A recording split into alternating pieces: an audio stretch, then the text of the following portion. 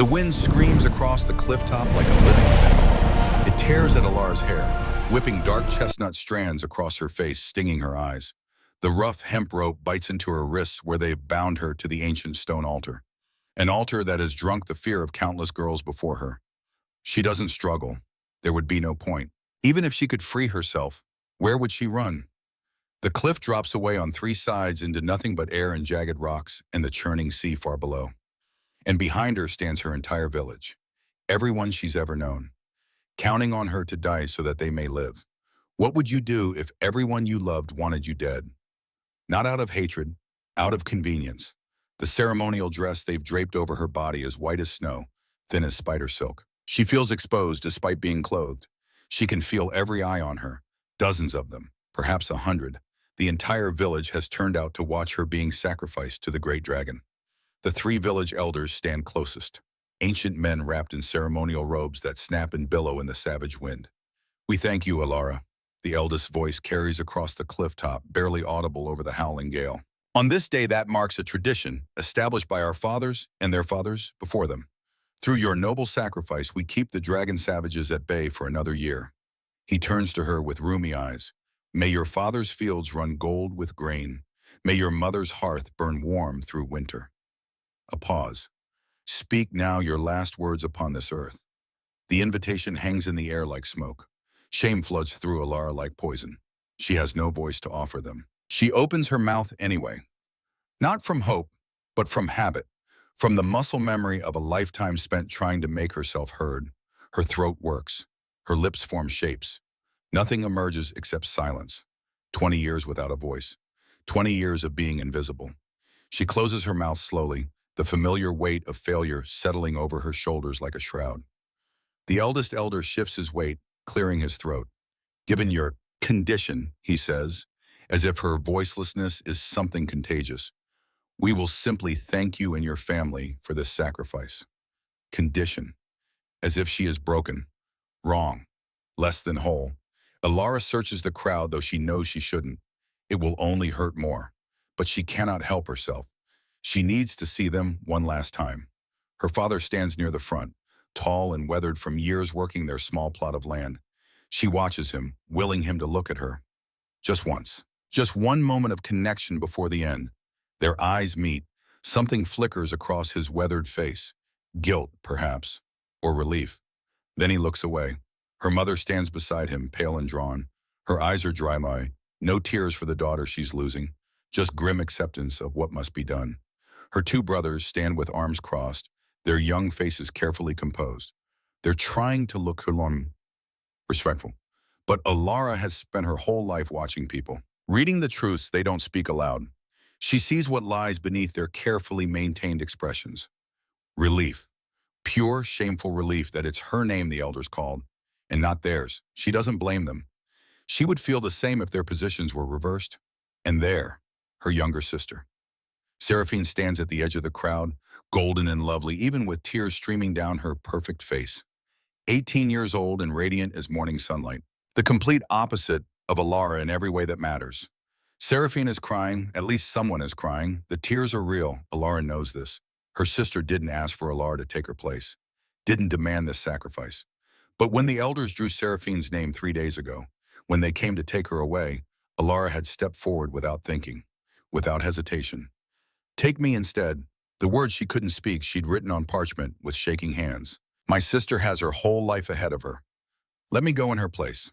The elders had deliberated for less than a minute. One voiceless girl was as good as another after all. Alara closes her eyes and feels a single tear slip free. The wind steals it immediately, carrying it away before anyone can see. Then the bright call of trumpets cuts through the howling gale. Alara's eyes snap open. The crowd parts, confused murmurs rising as a pure white horse comes cantering through the gap. On its back, a figure in gleaming armor catches the fading light like a beacon. Alara's stomach turns to lead. Tradition demands that royalty bless the sacrifice. Thank them for their service before the dragon comes. But as the rider dismounts in a fluid, practiced motion, Alara sees immediately that something is different. The woman is not wearing court dress. She's clad in full battle armor, steel plates that have seen real combat, scored and dented from use. Her dark hair is braided tight against her skull in a warrior's style, streaked with silver at the temples. She must be past 50, Alara thinks. Old enough to be Alara's mother. But there's nothing maternal in those hard gray eyes. My loyal subjects. Her voice cuts through the wind like a blade, carrying the unmistakable authority of someone born to command. This is no minor noble. This is Duchess Vera herself, ruler of the northern provinces, commander of armies. A woman whose name is spoken with respect and fear in equal measure. Are you not tired of this? Vera asks, her gaze sweeping across the villagers. Tell me, why do we continue feeding our daughters to monsters? Why do we dress them in white and tie them to stone and call it honor? Confused silence ripples through the crowd. People glance at each other, uncertain how to respond. How many more children must we lose, Vera continues, her voice rising. Before we say enough. She turns and her gaze falls on Alara for just a moment. Something flashes across those hard features. Not pity, something deeper. Something that looks almost like recognition. I have been working with the kingdom's finest smiths and mages, Vera says, turning back to address the crowd. We have weapons now, arrows tipped with poison, enchanted to pierce even dragon scales. She draws her sword. The blade gleams wickedly in the fading light. We don't have to accept this anymore. We can fight back. Vera's eyes land on Alara's brothers, young, strong, the kind of men who should be protecting their sister. Who will stand with me? Vera challenges. Which of you is brave enough to fight the dragons and free our people? Alara's heart clenches painfully in her chest. For one wild moment, she allows herself to hope, but the silence stretches. Wind screams across the cliff top. Thunder growls in the distance, shaking the ground beneath their feet. Her brothers stare at Vera with wide eyes. Neither moves, neither speaks. Around them, the crowd remains frozen. Feet shuffle nervously, eyes drop to the ground. No one is willing to risk themselves for her. Vera's jaw tightens. Her knuckles turn white where she grips her sword. No one? Her voice cracks slightly. Not a single one of you? More silence. More shame hanging heavy in the salt-thick air. The Duchess turns to look at Alara again, and there is such sorrow in her eyes that Alara has to look away. She doesn't blame anyone. This is simply how the world is, until the world changes. And then suddenly, the ground shakes. Not thunder this time, something deeper, the very bones of the earth trembling beneath them. Villagers cry out, clutching each other for balance. Vera's hand flies to her sword hilt, her eyes scanning the darkening sky. Then the sky splits open. Lightning strikes the cliff top, white and brilliant and terrible. A gnarled tree at the cliff's edge explodes into flame. The crack of splitting wood like a bone breaking echoes across the stone. And then he comes. The dragon crashes down onto the altar platform with such force that Alara feels it in her teeth. The impact sends several villagers sprawling. Others break and run immediately, screaming, stumbling over each other in their terror. But Alara cannot move. She has never seen a dragon before. No one in the village has. They take their sacrifice and vanish into the mountains, leaving only fear and legends behind. This one is massive beyond comprehension. His body is covered in scales that shimmer silver white like captured moonlight. Lightning crawls across his shoulders and wings in crackling, dancing arcs. Each breath he takes seems to draw the electricity from the very air. His head swings toward her, and his eyes glow electric blue, bright as the heart of a storm, beautiful and utterly inhuman. He is a creature built to kill, a living tempest given form and hunger. He is death itself standing before her, and Alara feels strangely a sense of peace. At least it will be quick. The dragon roars. It's not a sound that any throat should be able to make. It's thunder-given voice. It resonates in Alara's chest cavity, shaking her bones, stealing the breath from her lungs. The remaining villagers scatter like insects, screaming, trampling each other in their desperation to flee. Only Vera stands her ground. Now, she screams. From hidden positions along the cliff face, figures emerge. 20 soldiers in matching armor, hauling massive crossbows into position.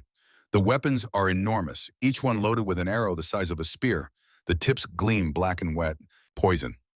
Alara's eyes widen. The dragon's head snaps toward the soldiers. He spreads his wings, preparing to take flight. Fire, Vera commands. The crossbows releases one. 20 arrows scream through the air like falling stars. Most miss, but 3 find their mark. One punches into the dragon's left wing with a sickening thunk. Another buries itself in his shoulder. The third grazes his neck, leaving a trail of black poison in its wake. The dragon roars again. This time it's a sound of pure agony, of rage, of something primal and terrible. Lightning explodes from his body in jagged, uncontrolled arcs. One bolt strikes a crossbow position. The weapon and the soldiers manning it simply vanish in a flash of white light. But the dragon is wounded. Alara can see it now. Black veins spreading from each arrow like cracks in porcelain. The poison working its way through his system. He needs to escape. He turns toward Alara. For one terrifying moment, she thinks he's going to kill her. Crush her with one massive claw out of sheer pain and fury. Instead, his talons close around her with impossible gentleness. He cuts the ropes binding her wrists with one precise movement of his claws. The hemp falls away. Then he's gathering her up, lifting her from the altar. "Reload," Vera's voice rings out. "Don't let him escape." The dragon's wings snap open. He launches into the sky. The ground drops away so fast that Alara's stomach lurches into her throat. Wind screams past her ears. Tears stream from her eyes as the cold air cuts into her exposed skin. When she finally manages to force her eyes open, she sees the villagers below, tiny figures scattered across the cliff top like ants. Vera stands in the center of the chaos, one arm raised high. "Again!" she screams. More arrows launch skyward. The dragon banks hard, and Alara's world tilts sickeningly. The talons around her tighten, not enough to hurt, just enough to keep her secure. An arrow passes so close to Alara's face that she feels the wind of its passage. Another is flying straight toward her chest. She sees it coming, sees the dark point aimed directly at her heart, crossing the distance with terrible speed and certainty. Her mouth opens in a soundless gasp. At the last possible second, the dragon's wing drops. He takes the hit. The arrow punches into his body where wing meets shoulder. Alara feels the impact shudder through him like an earthquake. Did he do that on purpose? Was that deliberate? She doesn't have time to process the thought because the dragon is already climbing higher, pushing them above the clouds, away from the arrows and the soldiers and the death waiting below. But he's wounded badly now. 3 arrows buried deep in silver scales. Black poison spreading with each beat of his struggling heart. His wing beats become uneven, labored. "They're falling," Kroyum, Alara realizes with silent horror. No, not falling, descending. The dragon is aiming for something through the clouds. She blinks hard, trying to clear her vision. In the distance, she can make out another cliff face. This one pocked with caves, dark openings in the gray stone like watching eyes. The dragon is heading for one of them. Terror floods through her. They're moving too fast. The opening is too small. "We're going to die," she thinks desperately. "We're going to hit the rock, and I'm going to die crushed between stone and dragon scale." She squeezes her eyes shut. They hit. The dragon pulls his wings in at the last second. Stone screams, rocks explode around them as they crash through the cave entrance in a shower of debris. Something sharp slices across Alara's shoulder, a jagged outcrop tearing through the thin fabric of her dress and into skin. The pain is white-hot and blinding, but she doesn't have time to process it. The dragon's body shifts. He wraps himself tighter around her, even as they tumble deeper into the cave. Whether it's protective instinct or simply the physics of their fall, his bulk takes the brunt of impacts that would pulverize her. They slam into the back wall with enough force to shake the entire mountain. For a moment, everything is dust and darkness and ringing silence. Then the dragon moves. His talons release her abruptly. Alara hits the cave floor hard enough to drive the air from her lungs. She gasps, rolling away on pure instinct. "What is happening?" her mind screams. "How are we alive?" Lightning erupts from the dragon's body in wild, spasming bursts. His eyes have gone unfocused, wild with pain and poison. He's not seeing her anymore, Alara realizes. He slams himself against the opposite wall. The entire cave shakes. Rocks fall from above. Larger ones this time. A chunk the size of Alara's torso crashes down where she'd been lying moments ago. The ceiling is going to collapse. The beast is going to bring the entire mountain down on both their heads in his blind agony. Alara's shoulder screams with pain. Her side bleeds where his claws accidentally pierced her during the crash. Her ears are ringing, but she's alive, and she wants to stay that way. The dragon thrashes again. The cave groans ominously, the sound of rock under impossible stress. Alara has to do something. She survived too much today to die crushed under a mountain. She looks at the dragon, really looks at him. 3 arrows protrude from his body, black veins spreading like ink and water. The poison is killing him, and he saved her. Twice, once by taking her from the altar instead of eating her, once by shielding her from that arrow with his own body. Wabine. She doesn't understand, but she knows what she has to do. Alara pushes herself to her feet. Her legs shake. Her shoulder throbs. But she crosses the space between them while the dragon is momentarily still. The arrows have to come out. The poison has to be stopped. She doesn't know if she can help. Doesn't know if the dragon will even let her get close. But she has to try. She kneels beside his massive shoulder where the nearest arrow protrudes from silver scales. This close, she can smell the sharp, acrid scent of whatever toxin coats those arrow tips. This is insane, she thinks. I'm about to touch a dragon. She reaches out with trembling fingers, places one palm gently on his scales just beside the arrow wound. Pain explodes through her body. Alara gasps and snatches her hand back as if burned. For one terrible moment, his agony had been hers. White-hot and all-consuming, more pain than any creature should be able to withstand. How is he even still conscious? She looks up at the dragon's face, breathing hard. His eyes are no longer darting wildly around the cave. They're fixed on her, completely focused. And somehow, impossibly, he looks calmer, as if her touch, brief as it was, helped somehow. Alara stares at her hand, at the dragon, back at her hand. What just happened? The dragon shifts his massive head slightly, not threatening, almost expectant. You want me to do it again, Alara realizes. You felt it too, whatever that was. She swallows hard. Her mouth is dry as sand. I'm going to die, she thinks. I'm absolutely going to die doing this. But she places both hands on his scales anyway. One on either side of the arrow in his shoulder. The pain hits her again, but this time she's expecting it. She grits her teeth against the sensation, forcing herself not to pull away. The agony rises in her like a tide, sharp and burning and terrible. But she finds that she can contain it, can take it into her body without drowning in it. And as she does, something else happens. Warmth flows from her palms into the dragon. Not heat, something else. Something that feels like sunlight on skin, like the first warm day after a long winter. It pours out of her hands and into him, and she watches in amazement as the black veins around the wound begin to recede. Just slightly, just enough to see. The dragon goes completely still. His enormous head swings around to face her fully. Alara finds herself staring directly into those electric eyes from less than an arm's length away. Then something happens that shouldn't be possible. An image flashes in Alara's mind. She sees herself from above, sees her own body clutched in massive talons. The white sacrificial dress whipping in the wind, an arrow flying toward her chest, and then panic. Pure, overwhelming panic that she's going to die. A split-second decision that isn't even a decision at all. Just pure instinct. Move, shield, protect. Alara's eyes fly open. She's seeing the attack from his perspective, feeling what he felt. The arrow flying toward her wasn't an accident he blocked. It was deliberate. He chose to take that hit, chose to shield her. Why, she thinks desperately. Why would you protect me? But before she can process this revelation, the dragon's eyes slide closed. His massive head drops to the cave floor with a thud that makes the whole space shake. The connection between them cuts off abruptly. Alara stumbles backward, gasping. Her hands are tingling. Her whole body feels strange, like she's just woken from a deep dream and isn't quite sure what's real. The dragon is unconscious. His breathing has evened out. No longer that terrible, labored rasping.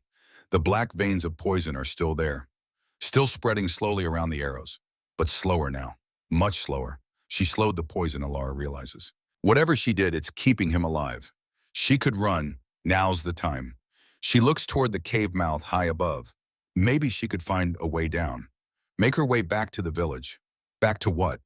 The thought stops her cold. To parents who wouldn't meet my eyes. To brothers who wished me dead. To a village that tied me to stone and called it honor. She turns and looks back at the unconscious dragon. This creature saved her, put himself between her and death, and now he's dying because of it. Alara walks back to the dragon. Her steps are steadier now, more certain. She kneels beside the first arrow, grips the shaft with both hands, places one palm on his scales, feels that warmth begin to flow again, and pulls. The arrow comes free with a wet, sucking sound. Black blood oozes from the wound. The dragon doesn't wake. Alara moves to the next arrow, then the next. With each one, she becomes more confident, more skilled at channeling that strange warmth from her palms. I have something, she realizes with a sense of wonder. Some kind of healing power. I've been ordinary my whole life. Less than ordinary. Broken. And all along, I had this inside me. Finally, she pulls the last arrow free. Alara sits back on her heels, exhausted beyond measure. The dragon's breathing is regular now, peaceful, like he's simply sleeping. The wounds are still angry and red, but the black poison veins have almost completely faded. He'll live, she thinks, because of me. The realization fills her with something she hasn't felt in a very long time. Pride. She actually helped someone, actually made a difference. Her whole life, she's been the one who needed helping, the burden, the broken girl who couldn't even speak. But today, she saved a life. Exhaustion crashes over her like a wave. Her shoulder throbs where the rock cut her. Her hands shake from the effort of pulling those massive arrows. But she's alive, and he's alive. And for now, that's enough. Alara curls up against the cave wall, as far from the dragon as she can get, while still being able to see him. Just in case he wakes up angry. Just in case saving him was a mistake. Her eyes grow heavy. The adrenaline that's been keeping her going drains away, leaving nothing but bone-deep weariness. As darkness pulls her under, one thought echoes in her mind. Why did he save me? She doesn't have an answer, but she intends to find out. The first rays of dawn creep through the cave entrance, painting the stone walls in shades of gold and pink. Alara wakes to the sound of breathing. Not the deep, rumbling breaths of a dragon. Something softer, more human. She sits up, her shoulder protesting the movement, and her mouth falls open. The dragon is gone. In his place lies a man. He's sprawled on his back, one arm thrown over his head in abandoned sleep, completely naked. His skin is pale as moonlight, unmarked except for 3 angry wounds. One on his shoulder, one where wing met body, one on his neck, the same place as the arrow struck. His hair is the color of white gold. It falls across his face in disheveled waves. And his features, Alara has never seen anyone so beautiful. High cheekbones, a strong jaw, lips that even in sleep seem to hold some secret amusement. He looks perhaps 30 years old, maybe 35. But somehow Alara knows he's much, much older than that. Dragons are men, she thinks, her mind reeling. Men are dragons. How? The question echoes in her skull, but she has no answers. Only more questions tumbling over each other like stones in an avalanche. Can all dragons do this? Have they always been able to? How has this been kept secret? And what does this mean about the sacrifices? About the girls who came before her? Her gaze drops to the wound on his chest. Between shoulder and collarbone, the flesh is torn and angry. This is where he took the arrow. The one meant for her. Compassion wells up in her chest. He saved her life. This stranger. This creature she'd been taught to fear. He put himself between her and death. And now he needs her help again. Alara stands on shaking legs. She should probably look away, give him privacy. But she needs to tend his wounds. She kneels beside him. Her hands hover over the worst injury, the one on his chest. She's healed him before when he was a dragon. But will it work now that he's human? Only one way to find out. Alara takes a deep breath, places her fingers gently around the edges of the wound. The man shivers. The movement is small, barely perceptible, but she feels it through her fingertips. Heat radiates from his skin, not the fever heat of infection, something else, something that makes her own skin flush in response. Focus, she tells herself. Just focus on healing him. But it's hard to focus when he's lying there looking like something from a dream. She closes her eyes, concentrates on that warm feeling she'd found before. That golden light that seems to live somewhere deep in her chest. It responds immediately, flowing down her arms, through her hands, into his body. This time it's different than before. When he was a dragon, she'd felt his pain, his fear, his gratitude. But now she feels something else entirely. His dreams, perhaps, or memories. They flicker at the edges of her awareness like candlelight through fog. Loneliness, vast and aching, centuries of it. Waiting, always waiting, for something, someone. And then, recognition, the moment he saw her on that altar. Something inside him had known. Known what, she wonders. But before she can pursue the thought, his eyes snap open. Alara gasps. They're the same electric blue as before. But seeing them in a human face is somehow even more arresting. His hand shoots out, catching her wrist. Not hard, not threatening, just holding her there. You, he says. That single word does something to Alara she doesn't understand. His voice is deep, rough with sleep and pain. But there's something underneath it. Something that resonates in her bones in a way that makes her want to lean closer instead of pulling away. He tries to sit up, swaying dangerously. Elara moves with him on instinct, not wanting him to fall. One hand shoots out to steady him by the shoulder. His skin is burning beneath her palm. His gaze fixes on her with laser intensity. But his pupils are doing something strange, dilating and contracting wildly, making those blue eyes look almost black one moment and startlingly bright the next. He's delirious, Elara realizes, fevered. How did you do it? The man murmurs, his words tumbling out in a rush that suggests he's not entirely conscious. 500 years. I've waited 500 years. And then you. On that altar, I felt it. The pull, the recognition. You're... He trails off, swaying again. The words make no sense. Mad ramblings from a fevered mind. But he's staring at her like she's the answer to a question he's been asking for centuries. Elara shakes her head, pats her chest near the base of her throat with her free hand, trying to communicate what she cannot say. I can't speak. I have no voice. The man frowns, confusion flickering across those perfect features. Then he does something that makes Elara's heart stop. He releases her wrist, but his hand doesn't fall away. Instead, his fingers trail up her arm, slowly, deliberately, leaving lines of fire in their wake. The touch is so light it's almost torture. When his fingers tangle gently into her hair, Elara thinks she might melt into a puddle right there on the cave floor. Then she feels it, a presence in her mind, not invasive, not forceful, more like a door opening, a bridge extending between them. And through that bridge, she hears words that aren't spoken aloud. Can you hear me? His voice. But inside her head, Elara's eyes fly wide. Yes, I can hear you. The thought forms without effort, like the most natural thing in the world. And I can hear you, wonder fills his mental voice. Your voice is beautiful. Tears spring to Elara's eyes. No one has ever called her voice beautiful, because no one has ever heard it. What is this, she asks. How are you in my head? Soul bond, he answers, his physical eyes starting to drift closed even as his mental presence remains strong. When two souls recognize each other, when they're meant to be together, they can connect like this. Meant to be together? Elara's thoughts are spinning. I don't understand. You will, he murmurs, both aloud and in her mind. Just stay.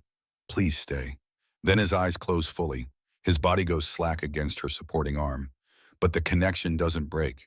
She can still feel him there, in her mind, in her chest, somewhere deeper than bone. And for the first time in her life, Elara doesn't feel alone. She eases him back down gently, makes sure he's breathing steadily. Then she sits back and tries to process what just happened. Soul bond. Meant to be together. 500 years of waiting. It's too much, too fast. But as she sits there in the cave, watching the morning light play across his sleeping face, Elara makes a decision. She's not running. Not yet. She needs answers. And somehow she knows this strange, beautiful man has them. 3 days pass in the cave like a dream. Elara learns to speak through the bond. Not just simple words, but thoughts, feelings, memories. She shares things with Theron, that is his name, she learns, that she's never shared with anyone. The loneliness of growing up voiceless. The way her family looked through her instead of at her. The small kindnesses her sister Seraphine showed when no one else was watching.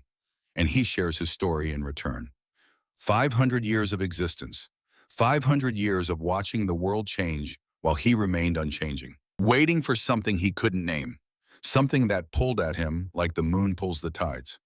Until 3 nights ago, when he saw her bound to that altar. When something inside him recognized something inside her. Soulmates, he calls it, through their bond. 2 halves of one whole. It happens so rarely among my kind that some believe it's just legend. But you knew, Elara sends back. The moment you saw me, the moment I saw you, I knew I would die before I let them harm you. The intensity of his feelings washes over her through the bond. Not just affection, not just attraction, something deeper, more primal, like gravity, like destiny. On the 3rd night, as moonlight streams through the cave entrance and paints everything silver, Theron pulls her close. May I, he asks through the bond, his hand gentle on her cheek. Elara doesn't need to ask what he's requesting. She can feel it through their connection. The need, the wanting, the absolute certainty that this is right. Yes, she breathes into his mind. And when their bodies join, something clicks into place. The bond between them blazes like lightning. Elara gasps as sensations flood through her. Not just her own pleasure, but his. She feels what he feels. He feels what she feels. They are one person in 2 bodies. One soul split between 2 forms. And when it's over, When they lie tangled together on the cave floor with his heartbeat steady beneath her ear, Ilara knows with absolute certainty that nothing will ever be the same. She belongs to him. He belongs to her. Forever. Morning comes too soon. Ilara wakes with her stomach churning. She barely makes it to the cave entrance before she's violently sick. Theron is beside her instantly, one hand rubbing soothing circles on her back, while the other holds her hair away from her face. What's wrong? Concern floods through the bond. Are you hurt? Did I? No, Ilara manages weakly. You didn't hurt me. I don't know what's wrong. But even as she says it, a strange knowing settles in her chest. Something has changed inside her. Something new has begun. Theron goes very still behind her. Ilara, he sends carefully. When did you last have your monthly bleeding? She has to think. Time has been strange lately. Between the sacrifice and the cave and everything that's happened. 3 weeks ago, she realizes. Maybe 4. Through the bond, she feels his emotions cycle rapidly. Joy, wonder, terror, all happening in the space of a heartbeat. We need to leave, he says aloud, his voice rough. Now, you need a healer. Wait, Sayo. Ilara turns to look at him. What's happening to me? But she already knows. Somehow she already knows. You're carrying my child, Theron says softly. Wonder and fear war in his voice, which means we have very little time. The flight to Sky Sanctuary takes 6 hours. Theron transforms into his dragon form, gathering Ilara gently in his claws. This time there are no arrows, no soldiers, no one trying to kill them. Just the endless ski in the clouds, and Theron's steady wing beats carrying them higher. Ilara watches the world drop away below them. Somewhere down there is her village, her family, the life she left behind. She doesn't feel sad about it. She feels free. The clouds part, and Ilara's breath catches. Sky Sanctuary rises before them like something from a fairy tale. Towers of white stone and crystal reach toward the heavens. Bridges made of light arc between buildings that shouldn't be able to float but do anyway. Lightning dances across spires in intricate, beautiful patterns. It's a city built in the clouds, not on them, in them. As Theron descends, Ilara sees figures moving through the streets. People, some in human form, some in dragon form, living together in this impossible place. They land in a courtyard paved with smooth white stone. The moment Theron's claws touch down, people begin to emerge from buildings, drawn by his presence. They stare at Ilara with curious eyes. Some are clearly dragons in human form. Their eyes glow with inner light, blue, green, gold, amber. Some are ordinary humans. Their eyes hold no such radiance. An elderly woman pushes through the gathering crowd. She's perhaps 65, with silver hair pulled back in a practical bun and warm brown eyes that crinkle at the corners. She wears simple healer's robes and moves with the confidence of someone who's spent decades commanding respect. Your Majesty, she says, her gaze traveling between Theron and Ilara. You've brought a sacrifice. Your Majesty? Ilara sends through the bond, startled. I may have forgotten to mention, Theron responds sheepishly. I'm the king here. The elderly woman's eyes fix on Ilara with sudden intensity. She's ill, the healer observes. Bring her to my chambers immediately. 20 minutes later, Ilara lies on a soft bed in a room that smells of herbs and clean linen. The healer, Mira, she introduced herself, examines Ilara with gentle, efficient hands. How long since the bond formed? Mira asks. 3 days, Theron answers. He hasn't left Ilara's side. His hand grips hers like she might disappear if he lets go. Mira nods slowly, places one weathered palm on Ilara's stomach. Her eyes close. Magic pulses through the air, ancient, diagnostic, searching. After a long moment, Mira opens her eyes. You're with child, she confirms. Then she adds carefully, the bond is fresh, only days old, but the baby's magic is already incredibly strong. In dragon pregnancies, we don't measure by time alone. We measure by the strength of the life force. What does that mean? Ilara sends to Theron. Mira continues, as if sensing the question through their bond. This child's power is equivalent to a pregnancy 2 weeks along in magical development. But you conceived only 3 days ago. She pauses. Dragon children grow fast. From conception to birth, 12 weeks total. 12 weeks? Ilara's thoughts reel. 12 weeks, Theron confirms grimly through the bond. Mira's expression has grown serious. Your Majesty, she says quietly, you know what this means. I know. Theron's voice is hollow. Then you know we must prepare for... She's going to survive, Theron cuts her off. His hand tightens on Ilara's. I don't care what it takes. She's going to survive. Mira looks at him with something like pity. I will do everything in my power, she promises. But you must understand. What? Alara interrupts, her voice sharp even through the bond. What must I understand? Mira turns to her with kind but sad eyes. Dear child, she says gently, no human woman has ever survived giving birth to a dragon child. The words hang in the air like smoke. Not one, Alara whispers through Theron. Not one, Mira confirms. Dragon babies are strong, their magic is powerful. It drains the life from the mother. Even dragon women struggle. Many don't survive. She pauses. I was sacrificed 40 years ago, Mira continues. I found my soulmate here, a dragon of the Fire Kingdom. We tried for children 3 times, lost 2 before they drew breath. The 3rd pregnancy nearly killed me. She pulls up her sleeve to show a network of silver scars across her forearm. The baby's magic burned through me from the inside. My husband transferred his own life force to keep me alive. It was enough to save me. But the child, our daughter, lived for 3 days. Then her heart simply stopped. Tears tracked down Mira's weathered cheeks. That was 35 years ago. I've dedicated my life to healing since then, to helping other women survive what I survived. But the truth is, child, the odds are not in your favor. Alara feels Theron's anguish through the bond. It crashes over her in waves. She turns to look at him. His face is a mask of controlled terror. We can end it, he says hoarsely, before it's too late, before you're too weak. Mira knows herbs that can... No, Alara's mental voice rings clear and strong. Alara, please. No, she repeats. This baby is a gift, a miracle. I'm not giving up before we've even tried. You could die. Everyone dies eventually. I can't lose you. His voice breaks. 500 years I waited. I can't lose you now. Alara cups his face in her hands. You won't lose me, she sends with absolute conviction. We're strong together. You and me and this baby. We're going to be a family. Theron closes his eyes. A single tear escapes down his cheek. Stubborn, he murmurs. You knew that when you saved me, Alara sends back with a flicker of humor. I did, he agrees. Opens his eyes to look at her. I really did. The pregnancy is brutal. By week 4, Alara can barely walk. By week 6, she's confined to bed. By week 8, she's fighting for breath. The baby is growing impossibly fast, impossibly strong. She can feel its magic pulsing inside her like a second heartbeat. Taking, always taking. Theron never leaves her side. He lies behind her in bed, his chest pressed to her back, one hand splayed across her swollen belly, and through their bond, he pours his strength into her. It's like watching a candle burn. Every day, he grows a little paler, a little weaker, feeding her his own life force to keep her breathing. Mira visits twice daily. She teaches Alara techniques for managing the energy transfer, how to direct the flow, how to protect the essential parts of herself while letting the baby draw from reserves she didn't know she had. And slowly, carefully, Alara learns to bond with the child growing inside her. It's not the same as bonding with Theron. Not quite, but she can feel the baby's presence, its awareness. She sends it love, warmth, safety, and impossibly she feels a response, a flutter of acknowledgement, of recognition. Hello, little one, she sends. The baby kicks. Theron, connected to both of them through the mind, makes a choked sound.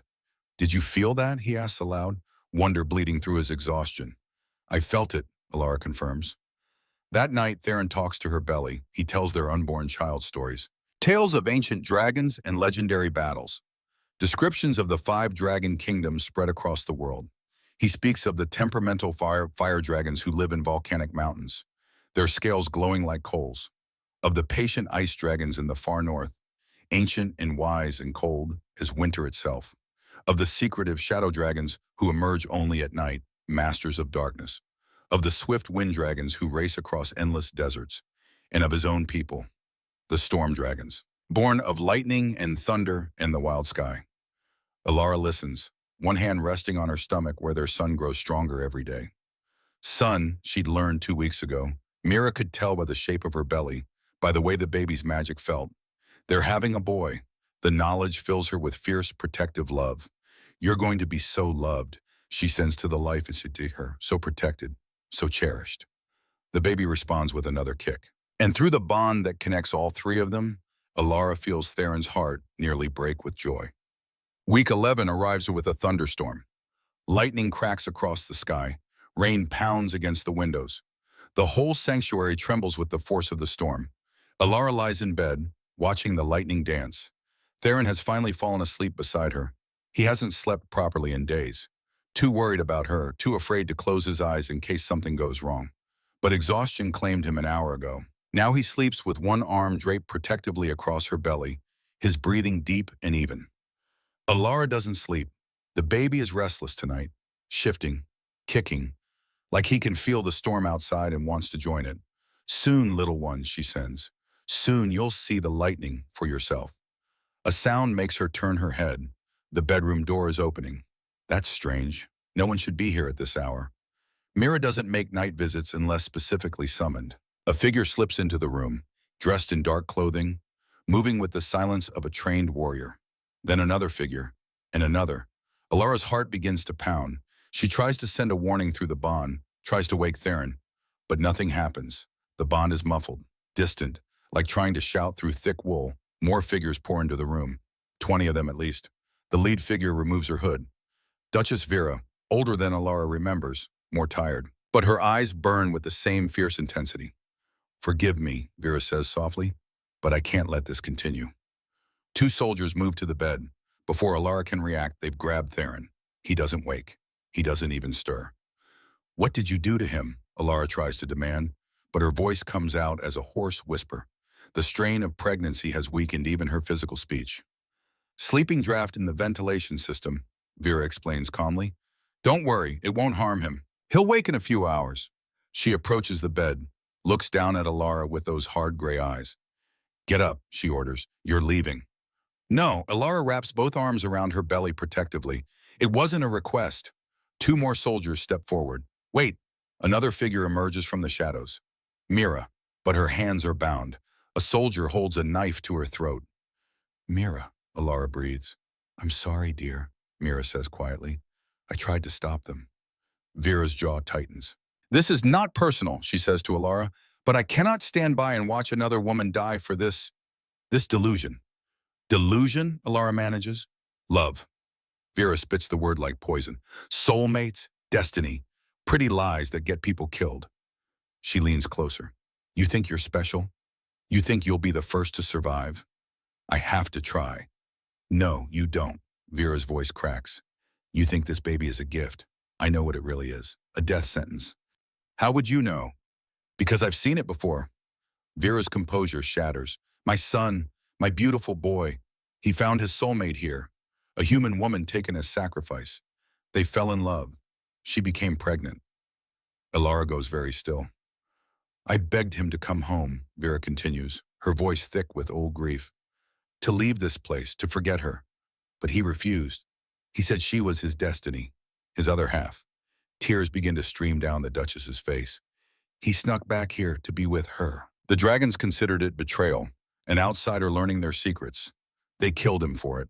12 years ago, they killed my only child. I'm sorry, Alara whispers. Sorry doesn't bring him back. Vera straightens. But I can prevent you from making the same mistake. Leave now. Go back to the human world. Find a normal life, a safe life. I can't. You can. I won't. Vera's hand moves to the knife at her belt. Then I'll do what I should have done 12 years ago. I'll end this before it destroys you. She raises the blade, points it at Alara's swollen belly. No. Alara tries to scramble backward, but she's too weak, too slow. Stop. The single word freezes everyone in place. Mira speaks again, her voice surprisingly strong despite the knife at her throat. Vera, she says quietly, your son's name was Aldrich. Vera's hand trembles. How do you know my son's name? Because he was my husband. Silence. Complete, absolute silence. Vera's face drains of all color. What? Aldrich was my husband, Mira repeats gently. He was my soulmate, the father of my children. The knife falls from Vera's nerveless fingers, clatters on the stone floor. No, Vera breathes. No, the dragons killed him for betrayal. The dragons didn't kill him. Mira's voice is soft but firm. Your people did. That's impossible. 12 years ago, you launched a raid on Sky Sanctuary. You discovered its location. You brought 200 soldiers. Do you remember? Vera's face says she remembers. Aldrich tried to stop the fighting, Mira continues. He stood between your soldiers and the sanctuary. Tried to convince them that dragons weren't monsters, that humans and dragons could live in peace. She pauses. Your own captain ran him through with a spear. Aldrich died protecting this place, protecting me, protecting our children. Children? Vera's voice is barely audible. We have 3. Mira nods to the soldier holding her. He releases her slowly as if in a dream. 2 sons and a daughter, your grandchildren. Vera sways on her feet. I have grandchildren? They're here in Sky Sanctuary. They've been here all along. Why didn't Aldrich tell me? Vera's voice breaks. Why didn't he bring you home? Introduce us. Because you made your position clear, Mira says gently. You told him that if he came back here, you'd disown him. That you'd rather see him dead than married to one of the sacrificed. I was trying to protect him. You were trying to control him. There's a difference, Unamum. Vera crumples, falls to her knees on the cold stone floor. I killed my own son, she whispers. My hatred killed my boy. Mira kneels beside her. Your fear killed him, she corrects softly. Fear of losing him, fear of the unknown, fear of anything different from the world you understood. She places a weathered hand on Vera's shoulder. But it's not too late. Your grandchildren are alive. They ask about you sometimes. About their father's mother. They know about me? Aldrich spoke of you often, even after everything. He loved you. He understood why you were afraid. Vera looks up at Mira with red-rimmed eyes. I don't deserve... None of us deserve the grace we're given, Mira interrupts. But we receive it anyway. That's what makes it grace. She helps Vera to her feet. Come, meet your family. The children are brought in 10 minutes later. 3 half-dragon children who stare at their grandmother with curious, luminous eyes. The oldest is 11, a boy with his father's dark hair and his mother's gentle smile. He steps forward first. Grandmother, he asks tentatively. Father told us about you. He said you were the strongest person he knew. Vera makes a sound between a laugh and a sob. Your father was a kind liar. Father never lied, the boy says with absolute conviction. And something in Vera breaks. She pulls her grandson into her arms and weeps. The other 2 children join them, wrapping their small arms around their grandmother, giving her something she thought she'd lost forever. Family. Through the bond, Alara feels Theron beginning to stir, the sleeping draft wearing off. She sends him images of what's happened, quick impressions, feelings. It's all right, she assures him. Everything's all right. Vera eventually pulls herself together. She stands wiping her face with the back of her hand. I'm sorry, she says to Alara. I'm so deeply sorry. I could have, but you didn't, Alara says firmly. Vera looks at her belly. You're really going to try, knowing the risks? I'm not trying, Alara corrects. I'm succeeding. This baby is going to live. And so am I. Something shifts in Vera's expression. Then you'll need help, she says. I've led armies. I've commanded men in battle. But I've also birthed a child. I know what it means to bring life into this world. She straightens her shoulders. If you'll have me, I'd like to stay, to help however I can. Alara feels tears prick her own eyes. I'd be honored. Week 12 arrives like a storm. Alara wakes in the darkest part of night with pain lancing through her belly. Not the usual ache, not the familiar pressure. Something different, something urgent. Theron she sends through the bond. He's awake instantly. What is it? What's wrong? The baby, Alara gasps. He's coming. Chaos erupts. Theron shouts for Mira, for the other healers, for anyone who can help. Vera appears in the doorway, alert despite the late hour. What do you need? She asks calmly. Hot water, clean linens. And pray, Mira instructs, already moving to Alara's side. Pray very hard. The labor lasts 8 hours. 8 hours of pain that makes Alara want to scream. But she has no voice for screaming. Only the bond. Only the connection that lets Theron feel every contraction, every agonizing wave. He lies behind her, one arm locked around her waist, the other pressed to her belly. And through the bond, he gives her everything. His strength, his magic, his life force itself. I'm here, he sends with every contraction. I'm here, you're not alone. Vera holds one of Alara's hands. Mira holds the other. And together the 4 of them, Alara, Theron, Vera, and Mira, fight to bring new life into the world. Push, Mira commands. I can see his head. One more push. Alara bears down with every ounce of strength she has left. The pain is white-hot, blinding, all-consuming, and then Release. A weight lifting. Pressure releasing. But no sound, no cry. Mira works quickly, clearing the baby's airway, rubbing his tiny chest, still nothing. Come on, she mutters. Come on, little one. Breathe. Vera's hand tightens on Alara's. Theron's presence in the bond goes very still, very quiet. Please, Mira whispers. Please breathe. And finally, a thin, reedy wail fills the room, the most beautiful sound Alara has ever heard. A boy, Mira announces, her voice thick with tears. A healthy boy. She wraps the baby quickly and places him in Alara's arms. He's perfect, tiny and wrinkled, and absolutely perfect. Dark hair plastered to his small head, eyes that haven't opened yet, skin pale as moonlight. Hello, little one, Alara breathes. The baby's crying stops, like he recognizes her voice. Theron reaches around to touch his son's hand. The baby's fingers curl automatically around his father's thumb. He's strong, Theron says in wonder. So strong. Through the bond, Alara feels his joy, his pride, his overwhelming love for this tiny person they've created. She's never felt anything so pure, so right. We did it, she sends to him. We really did it. You did it, Theron corrects. You're incredible. Mira finishes cleaning up. Vera brings warm blankets. Everything is going to be fine, Alara thinks. We made it. We're going to be all right. Then the room tilts. Alara's vision goes gray at the edges. The baby's weight in her arms suddenly feels impossibly heavy. Alara? Theron's voice sounds very far away. She tries to respond, tries to send reassurance through the bond, but she's so tired, so very tired. Mira! Theron's shout is sharp with panic. Alara feels hands on her, taking the baby, laying her down flat. She's hemorrhaging. Mira's voice, calm, professional, terrified underneath. Fix it, Theron demands. Do something. I'm trying. The bond between them flickers, like a candle in strong wind. Alara, stay with me, Theron sends desperately. Please, don't leave me. I'm tired, she sends back weakly. So tired, I know you are. But you have to stay. Our son needs you, I need you. Love you, Alara manages. Love you both so much. The bond flickers again, grows dimmer. She's not breathing. Vera's voice high and frightened. Alara! Theron's mental voice is a roar, a command. Breathe, that's an order. But Alara is floating now, drifting. There's a light in the distance, warm and golden and welcoming. It would be so easy to go toward it, so easy to let go. Then she hears it, faint and far away, a baby crying. Her baby, her son, calling for his mother.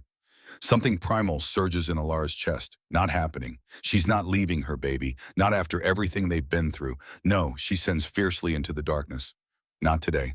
And she begins to fight. In the birthing room, Theron holds Alara's limp body in his arms.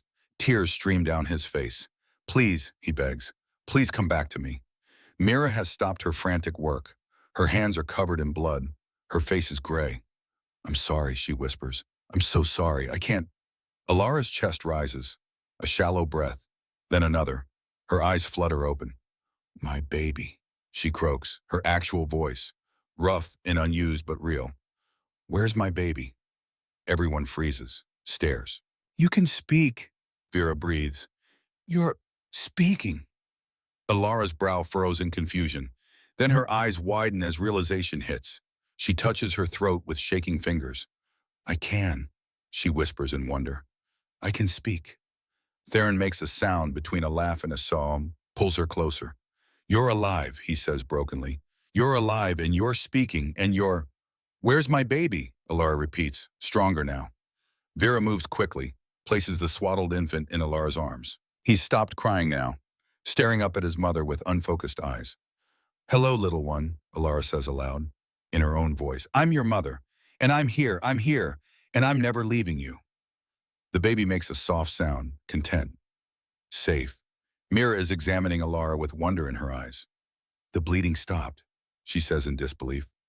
The moment you woke up, it just stopped. How? Vera asks. Mira shakes her head slowly. The bond with Theron, the connection with the baby, the will to live. Perhaps all three together created something we've never seen before. A healing born from love itself. She reaches out to touch Alara's hand. But you did it, child. You survived. You both survived. Alara looks down at her son, at the tiny miracle sleeping in her arms. then up at Theron, at the man who gave her everything. We did it, she says softly. Together. And as the first rays of dawn paint the room in shades of gold and pink, a new family is born. Forged through impossible odds. Bound by a love stronger than death itself. 6 weeks pass like a dream. Alara stands at the window of her chambers, watching the sun rise over Sky Sanctuary. Her son, Kian, they named him, meaning ancient warrior, sleeps peacefully in the carved wooden cradle behind her. She still catches herself marveling at the sound of her own breathing, the soft rustle of fabric when she moves, the gentle creaking of floorboards beneath her feet. Sounds she makes, proof that she exists in the world, but nothing compares to the wonder of her voice. "Good morning, little one," she whispers, turning to look at her sleeping son. Even after 6 weeks, the sound of her own words makes her heart swell. Kian stirs at her voice. His tiny fist waves in the air. Those dark eyes, brown like hers, so different from Theron's electric blue, blink open slowly. He looks at her and smiles, a real smile. Not gas or random muscle movements. Recognition. He knows his mother. "Are you hungry?" Alara asks, moving to the cradle. She lifts him gently, marveling as always at how light he is, how perfectly he fits in her arms. Kian makes a soft cooing sound.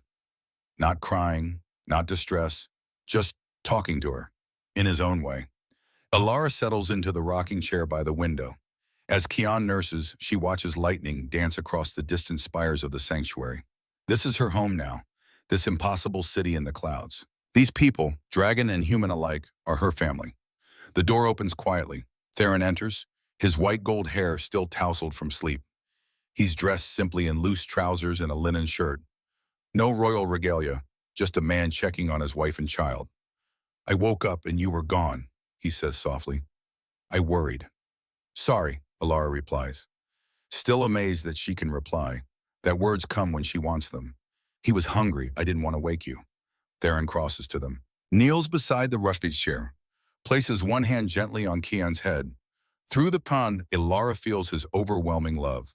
For her, for their son, for this life they've built together. "I still can't believe it," he murmurs. "Your voice, after 20 years of silence. It's a miracle."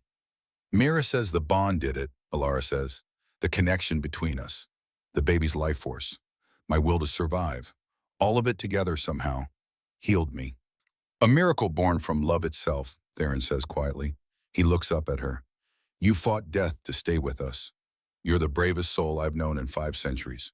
Alara reaches down to cup his face.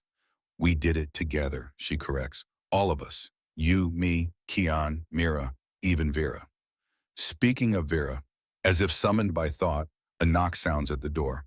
"Come in," Alara calls. Vera enters with Mira at her side.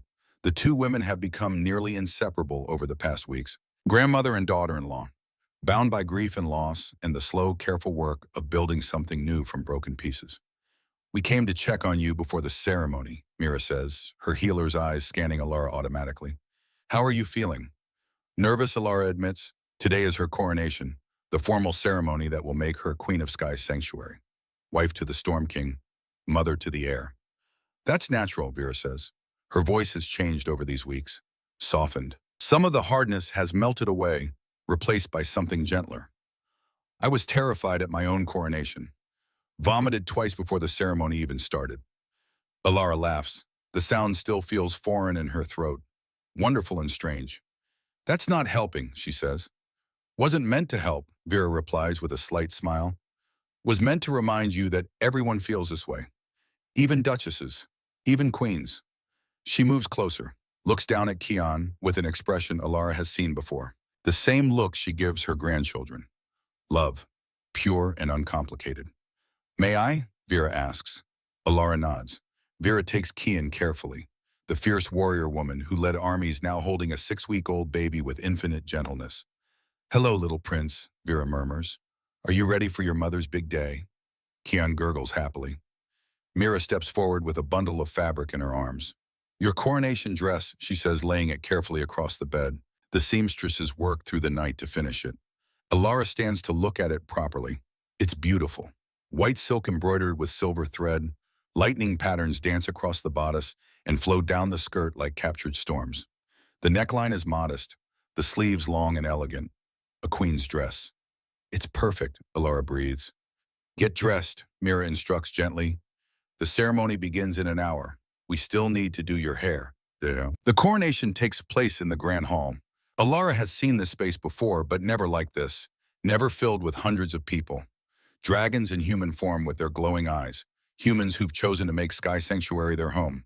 Children running between the adults, laughing and playing. At the far end of the hall, on a raised dais, two thrones wait. One occupied by Theron, dressed in formal robes of midnight blue shot through with silver. The storm crown on his head, a circlet of platinum shaped like lightning bolts. The other throne stands empty. Waiting for her, Alara walks down the central aisle alone. She'd wanted Vera to walk with her, or Mira, but tradition dictates that she must make this journey by herself, a choice made freely. Every eye is on her. She feels the weight of their attention, their curiosity, their judgment, the human girl who survived, who gave birth to a half-dragon child and lived to tell the tale, who somehow, impossibly, regained the voice she'd lost at birth. Alara keeps her head high. She is more than her past, more than the broken girl tied to an altar. She is a healer, a mother, a survivor. And today, she becomes a queen. She reaches the dais. Theron stands, descends the steps to meet her, takes both her hands in his. "Do you, Alara," he says formally, his voice carrying across the silent hall, "accept the responsibilities of this crown? Do you vow to protect Sky Sanctuary and all who dwell within it? To rule with wisdom and compassion? To be a voice for those who have none?" The words catch in Alara's throat. A voice for those who have none. She thinks of the 20 years she spent silent, voiceless, unheard. Never again. "I do," she says clearly. "I vow it with all my heart." Theron smiles. Turns to a young dragon holding a cushion. On it rests a crown, not as elaborate as Theron's. Simpler, more elegant, silver-shaped like flowing wind, set with small blue stones that catch the light. Theron lifts the crown carefully. "Then by the power granted to me as Storm King," he says, "I name you Queen of Sky Sanctuary, ruler, protector, beloved." He places the crown on her head. It's lighter than she expected, and somehow it feels right. The hall erupts in applause. Dragons and humans alike celebrating this moment. Theron leads Alara up the steps to her throne. As she sits, looking out over the gathered crowd, she feels something shift and awe at her. This is real, this is her life now, and she's ready for it. The celebration lasts well into the night. Music fills the halls. Food appears on long tables. Dishes from the human world and dragon delicacies Alara is still learning to identify. She circulates through the crowd with Theron at her side, meeting people, learning names, trying to remember faces. Everyone wants to meet the new queen. Everyone has questions. "Is it true you can speak now? How did you survive the birth? What does it feel like to bond with a dragon?" Alara answers as best she can, patient, kind, even when exhaustion begins to creep in. Near midnight, a commotion at the entrance makes everyone turn. The massive doors swing open. A figure enters, tall, imposing, dressed in robes of absolute black that seem to absorb light. The crowd parts immediately. People bow. Even the dragons lower their heads in respect. Alara feels Theron go tense beside her. Through the bond, she catches a name, Magnus, the Dragon Emperor. The figure approaches. As he draws closer, Alara can make out his features. He appears perhaps 50 years old, dark hair shot through with silver, eyes that glow deep amber, the color of old gold. A scar runs from his left temple down to his jaw, a reminder that even emperors can bleed. He stops before their thrones, looks at Theron first. "Storm King," Magnus says. His voice is deep, resonant, the kind of voice that could command armies. "I came as soon as I received your message." "Emperor," Theron responds formally, "we are honored by your presence." Magnus's gaze shifts to Alara. She feels the weight of it, the assessment. "So," he says slowly, "this is the human who survived." Alara stands. She won't meet the emperor of all dragons from a seated position. "I am," she says clearly. Magnus's eyebrows rise slightly. "You speak." "I do. But you were born without voice, were you not?" "I was." Alara meets his gaze steadily. "But circumstances change, people change. Nothing is written in stone." Something that might be amusement flickers across Magnus's face. "Indeed," he murmurs, "I came to see the child, the half-dragon prince who should not exist." "It's not a request," Alara glances at Theron. He nods slightly. Vera, Alara calls. The Duchess emerges from the crowd. Kian sleeps peacefully in her arms, unaware of the historic moment occurring around him. Vera approaches the dais, carefully transfers the baby to Alara's arms. Alara holds her son close for a moment. Then, gathering her courage, she descends the steps to stand before Magnus. This is Kian, she says. Our son. Magnus looks down at the sleeping infant.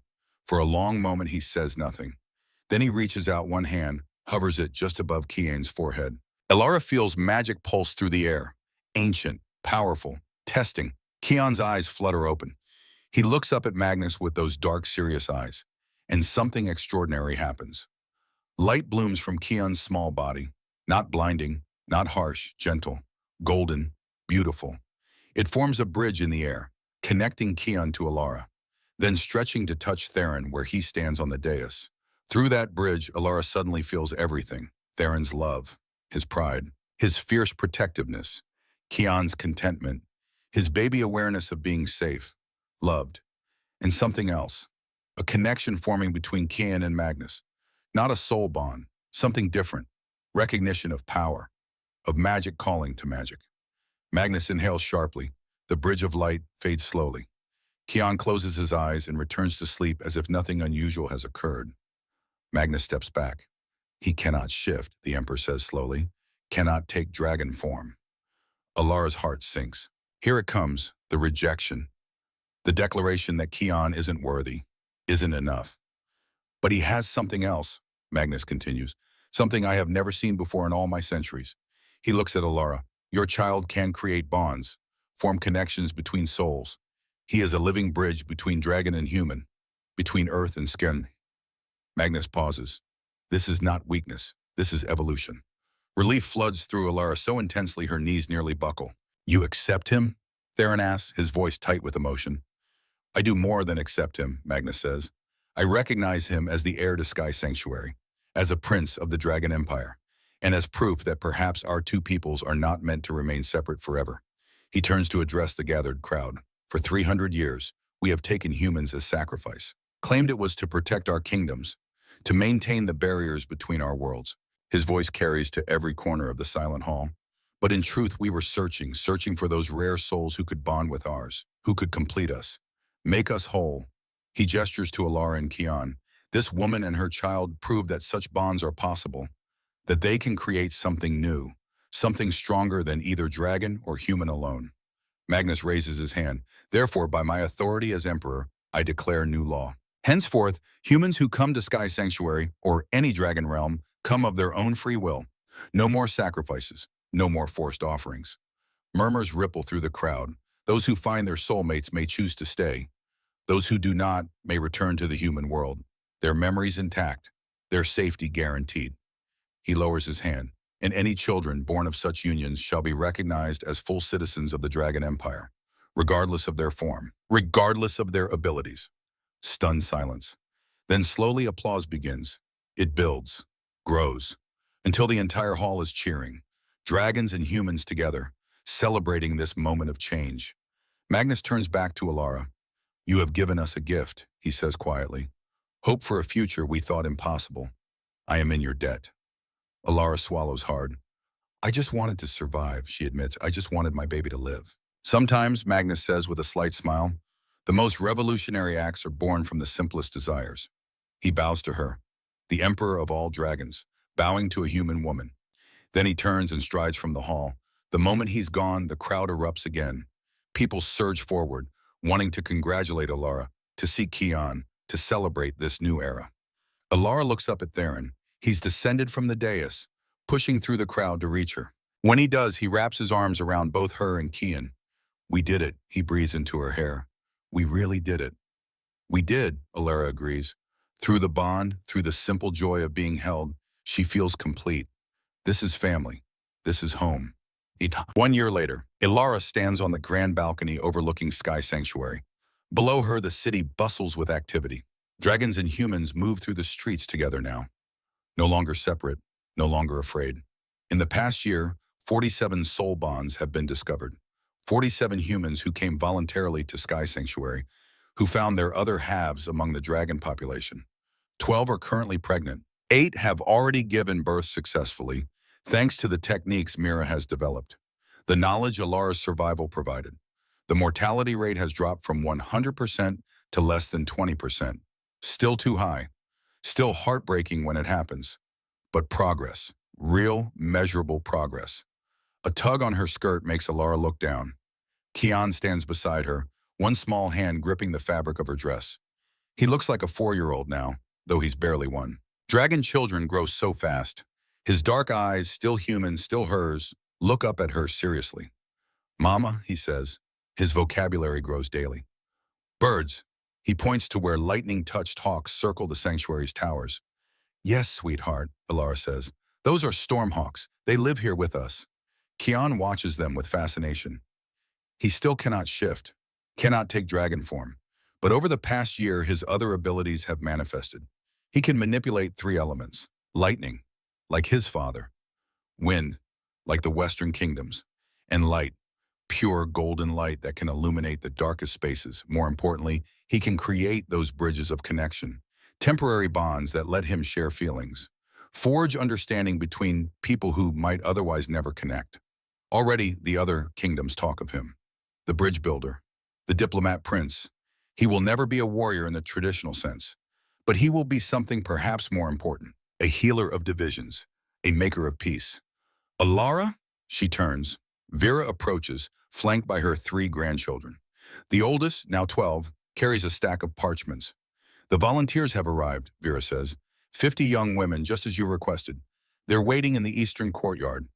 Alara's heart speeds up. This was her idea, her project.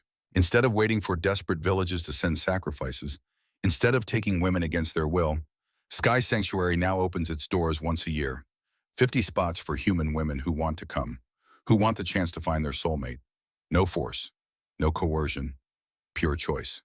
Are they ready? Alara asks. As ready as anyone can be, Vera replies. Nervous, excited, hopeful. She pauses. There's one in particular you should meet. Alara follows Vera down to the courtyard. 50 young women stand in neat rows, all dressed in traveling clothes, all carrying small bags of belongings. They look up as Alara approaches, some with awe, some with fear, all with desperate hope. Vera leads Alara to one girl standing slightly apart from the others. She's young, perhaps 19, with golden hair and familiar brown eyes. Alara's breath catches. Seraphine? Her sister turns, their eyes meet. For a moment, neither speaks. Then Seraphine rushes forward, throws her arms around Alara. I had to come, she says, her voice muffled against Alara's shoulder. When I heard about the program, when I learned you were alive, I had to see you. Alara hugs her sister tightly. Mother and father? She asks quietly.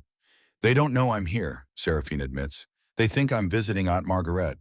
But Alara, I had to try. If there's even a chance I could find what you found. She pulls back, looks at her sister with tears in her eyes. You're happy, she says wonderingly. Truly happy. I've never seen you like this. I am, Alara confirms. Happier than I ever dreamed possible. Then I want that too. Seraphine straightens her shoulders. I want to stay, to see if my soulmate is here. Alara takes her sister's hands.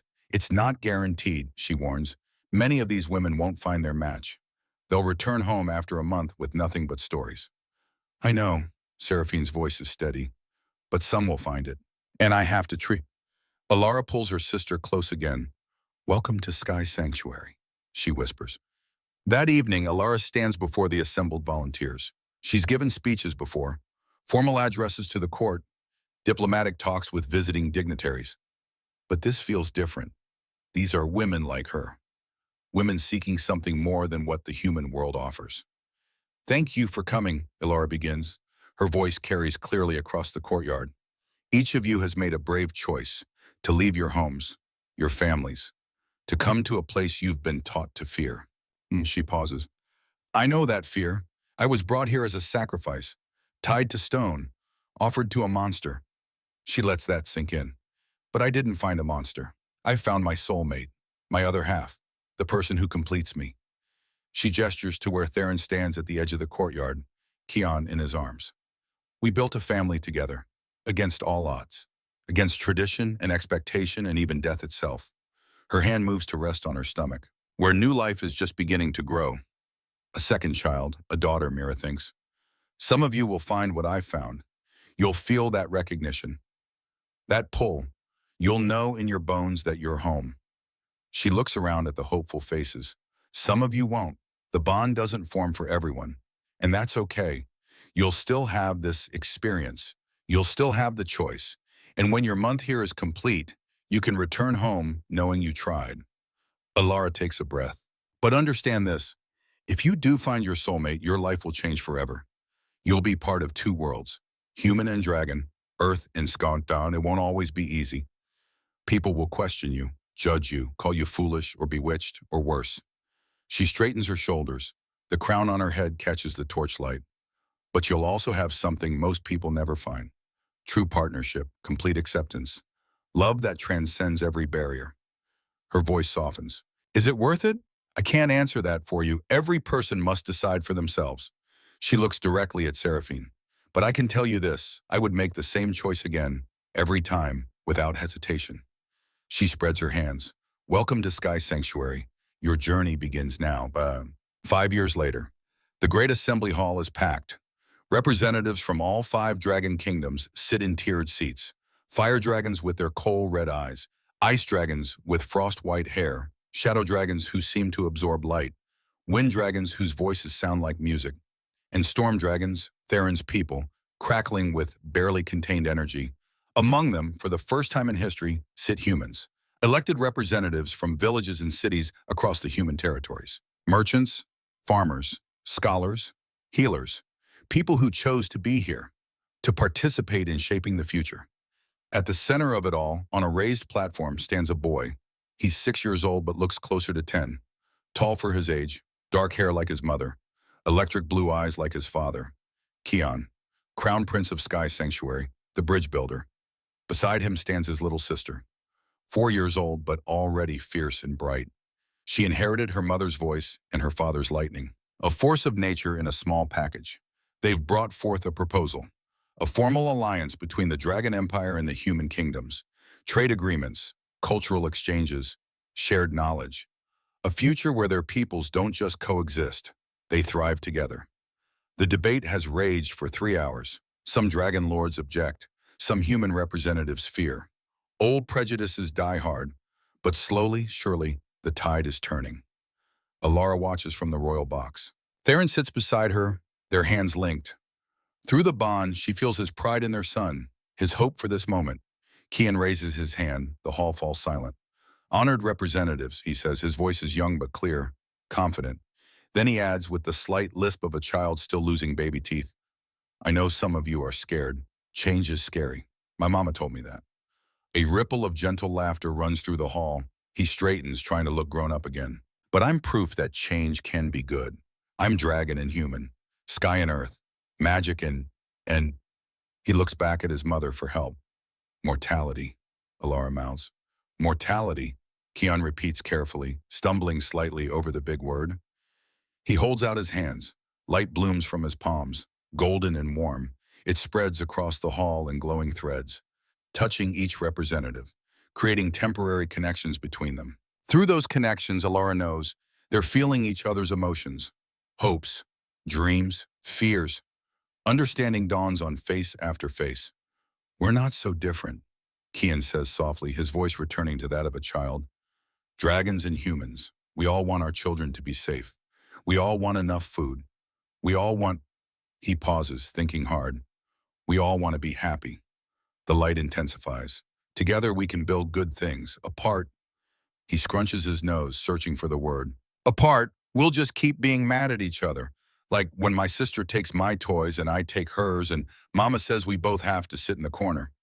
More laughter, warmer this time. He lowers his hands. The light fades, but the connections remain. Invisible now, but real. My teacher says I should ask you to vote your conscience, Kian continues, carefully pronouncing the word he's clearly been practicing. But I just want to say, my generation wants to be friends. We don't want to fight. Please don't make us fight. His sister steps forward, takes his hand. Together they wait. The vote is called. One by one representatives stand. Some vote yes, some vote no. But when the final count is tallied, the alliance passes. Not unanimously, not even by a wide margin, but it passes. The hall erupts in chaos, cheering, some protests, mostly celebration. Alara feels tears stream down her face. They did it. Their children did it. The world is changing. And they helped change it. Theron pulls her close. Thank you, he whispers. For what? For being stubborn, for refusing to give up, for fighting death and winning. He kisses her temple. For giving me this, all of this. Alara looks at their children on the platform below. Kiana is shaking hands with representatives, his diplomatic skills already impressive despite his youth. His sister is charming everyone within reach, her laughter like bells. Behind them, Vera stands with Mira and the grandchildren. 4 generations of family. Dragon and human mix so thoroughly you can't tell where one ends and the other begins. In the crowd, Alara spots Seraphine. She found her soulmate 3 years ago, a wind dragon named Zephyr. They have twin boys who are currently trying to climb one of the pillars. All around, she sees the fruits of that choice she made 6 years ago. The choice to hope instead of despair. To fight instead of surrender. To believe in love even when death seems certain. No, Alara says quietly. Thank you. She turns in Theron's arms. Thank you for seeing me when no one else did. For giving me a voice when I had none. For building this family with me. She touches his face gently. I was nothing. A voiceless girl tied to stone. You made me a queen. No, Theron corrects softly. You were always a queen. I just gave you a crown to match. Below them, their children are surrounded by well-wishers. The next generation. Growing up in a world their parents could barely imagine. A world where dragon and human children play together. Learn together. Dream together. Where the old barriers have crumbled. Where new possibilities bloom like flowers after rain. Alara takes Theron's hand. Come on, she says. Our children need us. They descend together from the royal box, into the celebration, into the chaos, into the beautiful, complicated, wonderful life they've built. And as Kian sees them approach and lights up with joy, as their daughter runs to throw herself into Alara's arms, as family and friends and allies gather close. Alara knows with absolute certainty she is exactly where she's meant to be. She was sacrificed to a monster. She found her salvation. And together they changed the world forever.